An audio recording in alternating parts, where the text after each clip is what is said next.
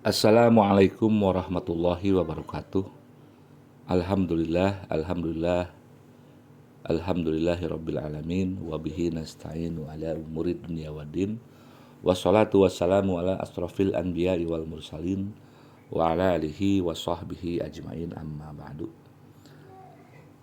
Pemirsa Indosiar yang dirahmati oleh Allah, pada kesempatan kali ini kita akan membahas mengenai surat Al-Insyirah. Di sini mari kita baca dulu untuk ayat dan artinya. Ayat pertama yaitu Alam nasrah laka sadrak. Artinya, bukankah kami telah melapangkan dadamu, wahai Nabi Muhammad. Ayat yang kedua, wa wada'na anka wizrak. Artinya, meringankan bebanmu, tugas-tugas kenabian darimu. Ayat yang ketiga, alladzi anqadha dhahrak, yang memberatkan punggungmu. Ayat yang keempat, wa rafa'na laka dzikrak. Artinya, dan meninggikan derajatmu dengan selalu menyebut namamu. Nabi Muhammad di sini.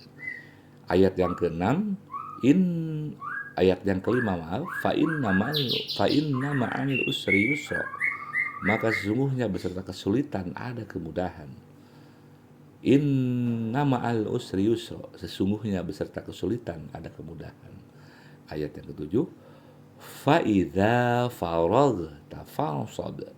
Artinya, apabila engkau telah selesai dengan suatu kebajikan, teruslah bekerja keras untuk kebajikan yang lain.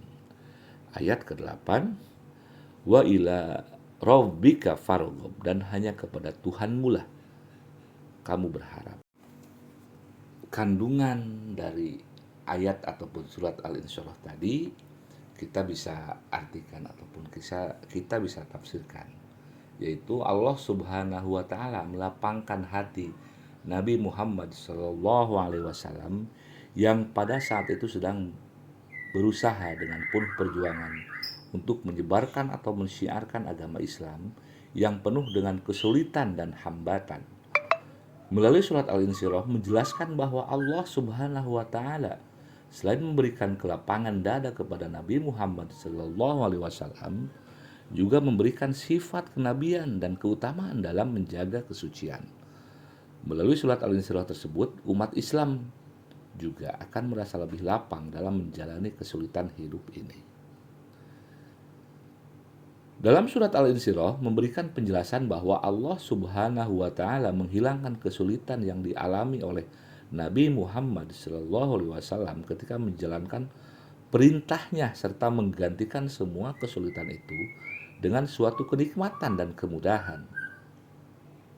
Kita bisa contohkan ya, ketika Nabi Muhammad sallallahu alaihi wasallam melakukan hijrah ataupun melaksanakan perjalanan dari Mekah ke Madinah. Bagi ibu-ibu dan bapak-bapak yang sudah berkunjung ke kedua kota suci tersebut, kita bisa bayangkan ya, saya sendiri bisa menjelaskan kepada ibu-ibu di sini, Mekah Madinah itu kurang lebih sekitar 600 sampai dengan 700 kilo. Kalau diibaratkan itu kurang lebih perjalanan Jakarta sampai dengan Surabaya ya. Kurang lebih seperti itu. Surabaya, ya kurang lebih Surabaya lah, sekitar 700 kiloan. Jadi kita bisa bayangkan berjalan kaki ataupun moda transportasi yang ada pada situ adalah unta.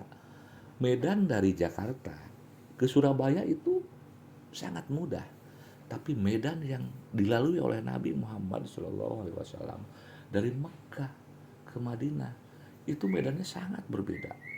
Medan yang dilalui itu sangat kering kerontang. Dilalui itu banyak gunung-gunung. Yang gunung itu bukan gunung seperti di Indonesia ya, tapi gunung itu yang dilewati adalah gunung-gunung batu, gunung-gunung kering, sangat panas. Tapi dengan izin Allah, qadarullah ya, itu diberikan kemudahan. Meskipun dalam kesulitan, Nabi Muhammad selalu diberikan kemudahan. Karena apa? Dilapangkan hatinya. Dilapangkan hatinya ya. Maka itulah yang harus kita contoh dari kemuliaan Nabi Muhammad. Dalam kesulitan apapun, ketika kita sedang menemui atau menjalani kesulitan, kita berserahlah dan berusaha kita melapangkan diri kita supaya kita tetap dimudahkan. Oke, untuk kesimpulannya di akhir pertemuan kali ini kita bisa menyimpulkan bahwa surat Al-Insyirah merupakan salah satu surat yang berisi tentang kelapangan hati seseorang ketika sedang menghadapi suatu kesulitan atau permasalahan.